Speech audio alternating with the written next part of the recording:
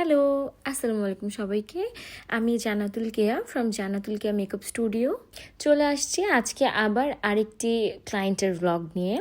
Recently আমরা সবাই জানি যে ফেসবুক কি পরিমাণ হচ্ছে ব্যাকগ্রাউন্ড সং এবং মিউজিকে কপিরাইট দিচ্ছে, যার কারণে যত সুন্দর ভিডিওই হোক না কেন বা যত সুন্দর গানই ব্যবহার করা হোক না কেন, দেখা যায় যে একটা টাইমের পরে সেটা আর খুব বেশি রিচ পায় না।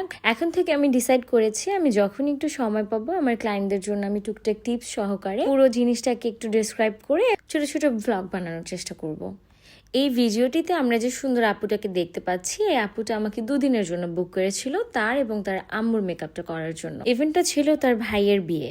যেহেতু আপুর আগের করা সব মেকআপ নিয়েই একটু ডিসহার্টেনিং এক্সপিরিয়েন্সেস ছিল, তাই সে অনেক দিন ধরে বেছে আমার সাথে নানান রকম ডিসকাশনের পরে ফাইনালি কমফোর্ট ফিল করে সে আমাকে বুক করেছে। এই ভিডিওটিতে আমরা তার সেকেন্ড দিনের লুকটা দেখতে পাচ্ছি, অর্থাৎ এটা ছিল তার ভাইয়ের বিয়ের দিন।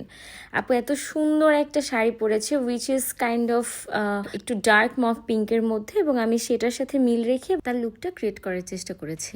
আপনারা জানাবেন আপুকে কেমন লাগছে। আমার কাছে এবং পার্সোনালি তার নিজের কাছেও তার লুকটা খুব বেশি পছন্দ হয়েছে। আজ এখানেই শেষ করছি, নেক্সট কথা হবে আবার অন্য কোনো ব্লগে। Thank you so much for watching, bye by.